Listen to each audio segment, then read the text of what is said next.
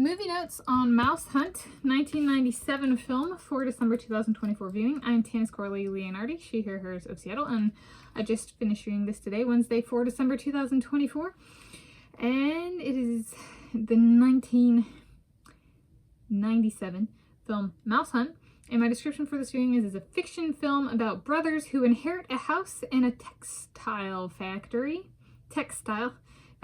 and their journey interacting with a mouse inhabitant of the house as they work through what to do with the house and the factory.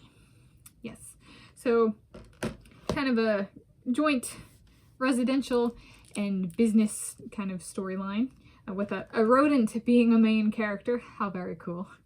As I go through this, I'm going to have a Kroger brand mozzarella cheese for a snack, rounded rectangular prism shape. Oh yes. There we go. And I love this movie. It's one, I was born approximately 1993, and I watched this all throughout my childhood once it was released and we had access to it. And I did have a few pet mice. I did have a pet dwarf rat. I had a few pet hamsters in the rodent arena when I was growing up. So I really loved it for the rodent as a main character. But it's also hilarious. And it's one of the few movies where like kind of, or not few, but one of the movies that got me thinking about, do you suppose the people who are in this movie, the actors and actresses and stuff, do you think they took the roles because this was just like too good to pass up? Like it's like one of the most fun movies to make. Because I got some big names in here. And so I was like, is it partially just because it's such a fun movie to make? So that was something that came to mind with this. The little mouse is wily and quite the little smarty pants. And like there's one scene where they lay the kitchen full of mouse traps, and they have it loaded with all of these cheese and olives and stuff. And the mouse comes in and runs between all of these little traps that they put on the floor and jumps up onto the counter and the shelves and stuff and knocks a cherry off the shelf. And the cherry falls onto the ground between the traps. On the tip of the cherry, it looks a bit like a maraschino cherry. But it's like you know, like a red, deep red cherry / maraschino cherry, where a maraschino cherry has the same color stem and flesh of the cherry, the fruit cherry.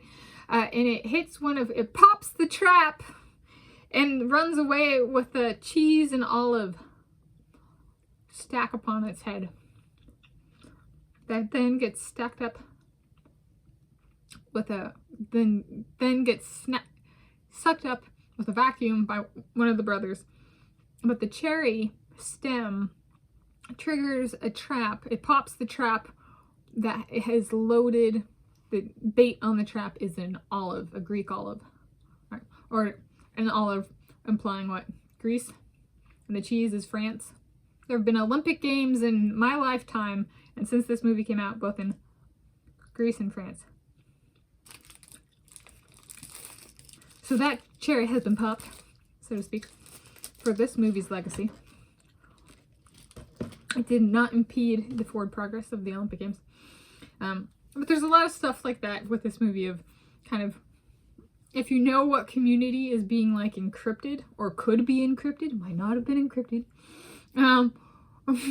It's kind of it's a fun one, especially for like the lore of physics.